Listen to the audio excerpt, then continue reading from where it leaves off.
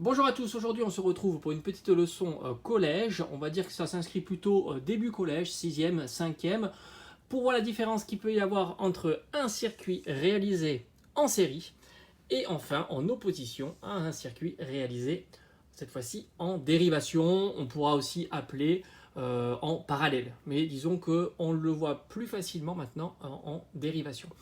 Pour cela, je vais utiliser un exemple simple. On va réaliser ensemble un circuit simple constitué d'un générateur qui produit de l'énergie électrique. À savoir ici, dans cet exemple, on va utiliser une pile. C'est celui qui est le plus utilisé en général au collège. Je vais rajouter plus et moins pour la suite mettre le sens du courant. Le plus sur la barre la plus grande, le moins sur la barre la plus petite. On continue. Je vais décider de rajouter, pourquoi pas, un interrupteur. Ici, hop, et ici. Donc là, j'ai rajouté mon interrupteur. N'oublie pas que pour qu'il y ait circuit électrique, il faut que tous les éléments soient connectés. On continue. J'ai envie de rajouter une première ampoule ici. On va l'appeler L1, tout simplement. Et enfin, je vais terminer en rajoutant une deuxième ampoule ici, que je vais appeler cette fois-ci L2. Et enfin, je vais fermer mon circuit électrique. Donc là, j'ai bien la réalisation d'un circuit électrique avec différents dipôles, parce que tu as chaque élément est constitué de 2 pôles, et avec notre générateur et différents récepteurs. Le sens du courant, du plus vers le moins, je peux le flécher avec un petit i.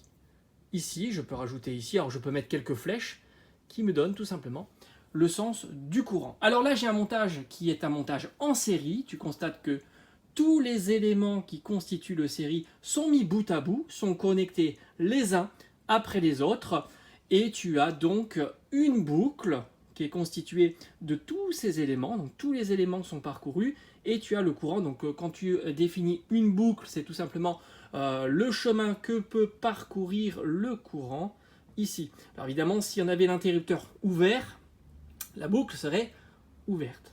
Là, on a l'interrupteur fermé, donc le courant peut circuler. Maintenant, on va faire une opposition à ça. On va prendre les mêmes éléments, mais cette fois-ci, on va les connecter en dérivation.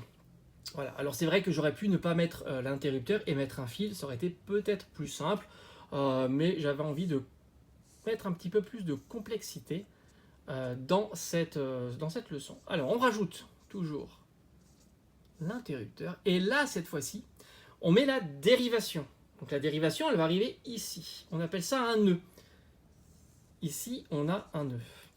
Ça veut dire que les éléments ne sont plus mis les uns après les autres. On va voir. Donc dans un premier temps, j'ai un nœud ici, ou une dérivation. Je vais mettre ma première lampe ici, que je nomme toujours L1, et ma deuxième lampe ici, que je nomme L2. Donc tu t'aperçois que à cette jonction-là, il y a une dérivation. Si tu flèches le sens du courant, I, ici, tu as toujours I qui arrive, et là, il y a une séparation ici et ici. Donc tu peux l'appeler par exemple I1 ou I2, et on aurait pu la rajouter ici I0 et I0. Donc une fois que le courant I1, il circule toujours ici, et I2 toujours ici. Et puis, lorsqu'il arrive au nœud, il se réunit pour former I0. Donc là, cette fois-ci, si tu suis les différents chemins, tu obtiens donc un chemin qui part du générateur, qui traverse l'interrupteur, qui passe par l'ampoule L1 et qui revient et qui boucle. Donc tu as donc un chemin, une boucle. Mais tu as aussi une deuxième boucle puisque tu as ce nœud-là, et cette fois-ci qui est parcouru par le courant I2 dans la deuxième ampoule. Donc tu t'aperçois que tu n'as aucune boucle où il y a tous les éléments, à savoir L1 et L2 présents dans la même boucle. Donc ceci est un montage en dérivation, puisqu'à ce niveau-là, tu as une dérivation, et par conséquent, tu as deux boucles comparativement à ce circuit où tu as qu'une seule boucle. Voilà, ça c'est très important, c'est vraiment les différences qu'il peut y avoir entre un circuit en série et un circuit en dérivation. Bien évidemment, il y a des choses qui se passent quand tu as un quand tu as un circuit en série, enfin quand tu as un circuit en série et un circuit en dérivation. Par exemple, si cette ampoule venait par griller, forcément le circuit serait ouvert et cette ampoule-là ne pourrait plus briller.